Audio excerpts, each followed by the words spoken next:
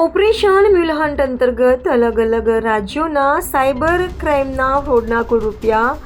4,20,792 મેળવી સગે વગે કરનાર આરોપીને પકડી પાડતી Botad cyber crime team.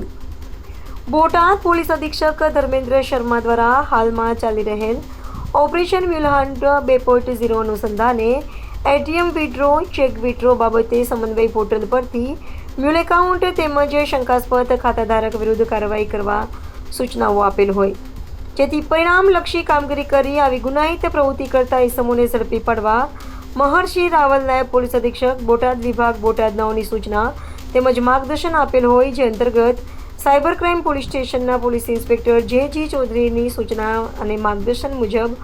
Operation મ્યુલહન્ટ હેઠળ અલગ અલગ ટીમો બનાવીને શંકાસ્પદ ખાતાધારકોની તપાસ કરતા આરોપી પ્રકાશભાઈ ઓગાભાઈ રોજાસરા રહે હરિપર ગામ, પવનચક્કી વિસ્તાર, તાલુકો ગઢડા, જિલ્લો બોટાદ, નાઓના બેંક ઓફ ઇન્ડિયા ગઢડા શાખા જિલ્લો બોટાદનું કરંટ એકાઉન્ટમાં તારીખ 12/2/2025 થી તારીખ 3/12/2025 રૂપિયા 4,20,792 સાયબર ફ્રોડના નાણાં પોતાના ખાતામાં મેળવીને સગે વગે કરેલ હોય, જે બાબતે એનસીસીઆરપી સમન્વય પોર્ટલમાં કુલ 59 સાયબર ફ્રોડની ફરિયાદ દાખલ થઈ છે, જેથી આ બાબતે સાયબર ક્રાઇમ પોલીસ અધિક્ષક બોટાદ ખાતે ગુનો નોંધી તારીખ 30/6/2026 રોજ જાહેર થયેલ છે, જેમાં આરોપીને પકડી પાડી કાયદેસરની કાર્યવાહી કરેલ છે.